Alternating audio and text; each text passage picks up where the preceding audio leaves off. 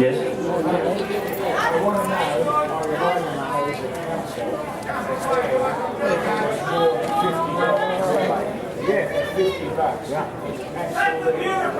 I'll answer that for the council. We are not accepting 50 rebate. We want our prices back to the way they were.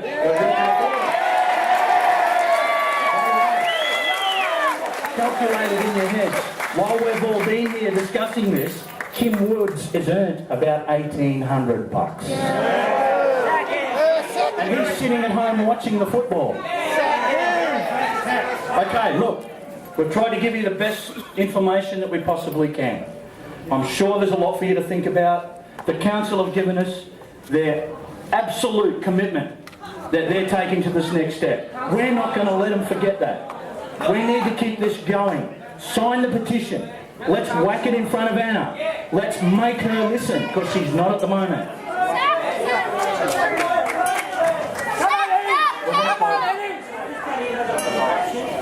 Can I suggest maybe an option that can be put on the table? Perhaps we can buy the other, both Logan and Reglan out, and then you have full control over that water authority. And then we don't have to go and beg them to agree to have the prices set. But that is another option that can be discussed, and that's why now with your messages, it's saying to the council, you've got to look at some new opportunities. Okay, guys, look, we have to pull it to an end. I'll let this gentleman have his question, and then we'll close the meeting. Okay. First of all, thank you very much, everyone. I've been on the coast 30 years, and I've seen the growth, I've seen the changes, a lot of them for the good, some not so for the good.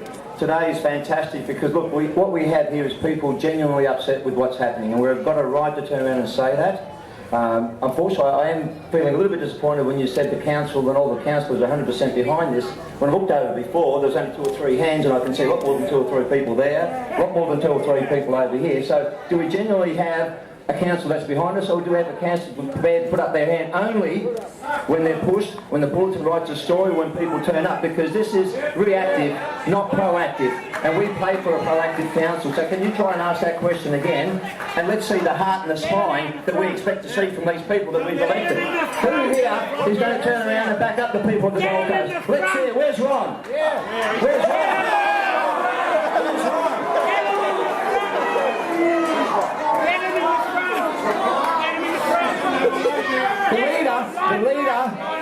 The leader is not here. The leader is not here. So what does that tell you about the team?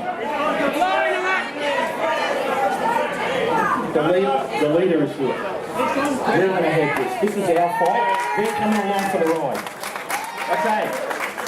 Okay, I have just a final few words in closing. Just in closing, no, they're not. They've had their chance and they declined, so we move forward. I'd like to thank the speakers for coming here today. I know it was difficult. Now, unlike our council and state government, we would like to give you a choice. It is now up to you what you do from here. Actions speak louder than words. And in order for us to be successful, we need to empower ourselves with knowledge and send our politicians and our Prime Minister a very clear message. Australia is not for sale. Our governments have sold off our ports, our mines, our electricity, our farmlands and railways, and now the path is being laid to sell off your water. Mark my words, no matter what they tell you, be rest assured this is part of a master plan and the seeds have been sown for privatisation. If we do not demand for our water to be returned now, your children and your grandchildren will only be tenants in this beautiful country, as it will eventually be owned by multinational foreign corporations. So stand with us and make a noise and shout it from the rooftops if you have to. Our water is not for sale. We will not take our hard-earned money and pay a CEO a salary of $464,000.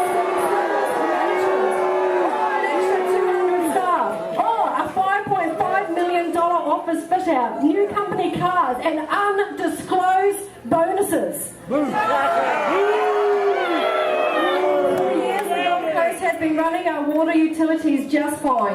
If you need more money, then you need to do what other businesses have to do. Provide us with a plan and projections of costs and prove to us that the money is going to be used for the greater good of our society and not as a cash cow for an arrogant, money-grabbing corporation.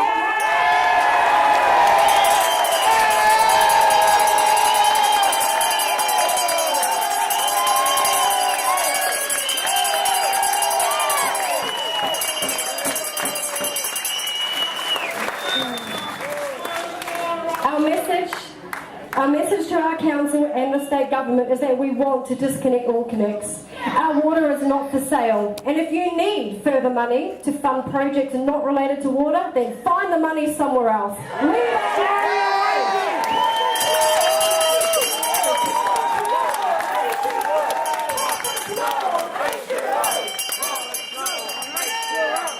Have your constitutional rights been breached? Well, I'm not a lawyer. But for all of the people here saying no, and our elected representatives, both local and state, continue to go against our will, then one would think that they are against our constitution. What do we do from here? Sack 'em. This is what we need from today. We need every single one of you to please go home with a flyer and register your details online. Why? Because the more names we have, the more influential we are. We will be able to keep you up to date with what councillor is working for you and what one is not. And then when you get to the ballot box, you will be much more informed on who to vote in and who to vote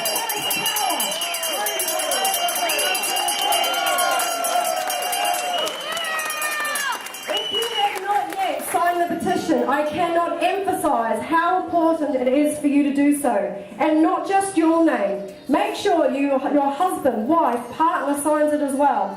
You can be any age to sign a petition as long as you understand it. So speak to your children. After all, we are doing this for them. If everyone in their household signs the petition today, we can double our numbers overnight. We have got nearly 4,000 signatures in just 2 weeks. So you can sign the petition online, or there's people with the white t-shirts on, the Disconex t-shirts. We've got manual petitions here for you today, and we'll be able to assist you.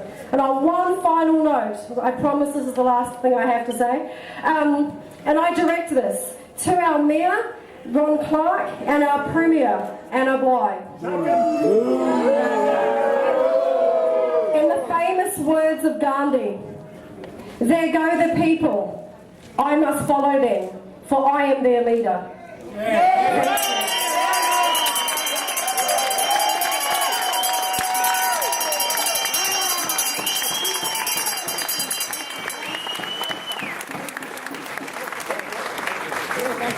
Thanks to the bulletin.